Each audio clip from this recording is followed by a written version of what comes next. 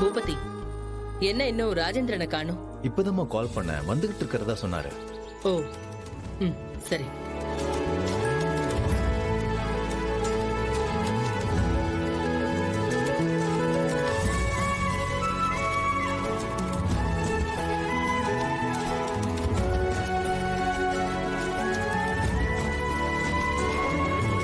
ம்.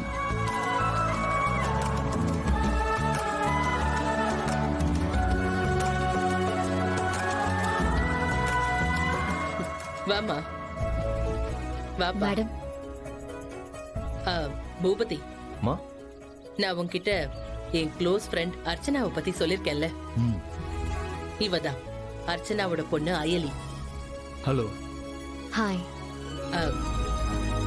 இவரு சாரி தம்பி, உங்க பேரை கேட்க மறந்துட்டேன். நான் சிவாங்க.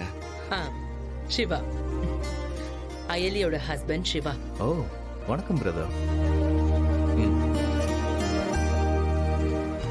அயலி, இது என் மருமக பார்வதி.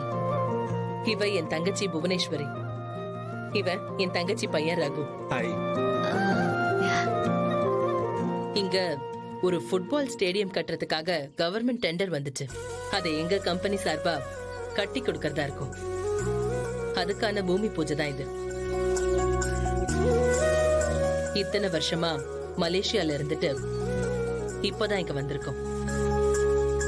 நான் என்னோட ஃபேமிலின்னு ஒரு சின்ன வட்டத்துக்குள்ளேயே இவ்ளோ வருஷமும் போயிடுச்சு.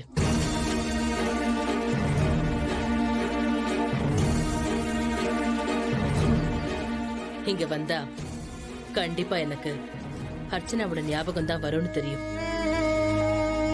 அத நினைச்சு பார்த்துதான் நான் இந்தியா வரதுக்கே தயங்கிட்டு இருந்தேன். என் பையனோட மேரேஜ் கூட மலேசியால தான் நடந்துச்சு. அப்புறம் யோசிச்சு பார்த்தேன், சொந்த ஊரை விட்டுட்டு இன்னும் எத்தனை வருஷம் அங்கேயே இருக்கிறதுன்னு தான் இங்க கிளம்பி வந்துட்டேன். ஆனா இங்க வந்ததுக்கு அப்புறம், ஒண்ணு நான் பார்த்ததுக்கு அப்புறம் தான் அயலி, என் மனசுக்கு கொஞ்சம் ஆறுதல் கிடைச்சது.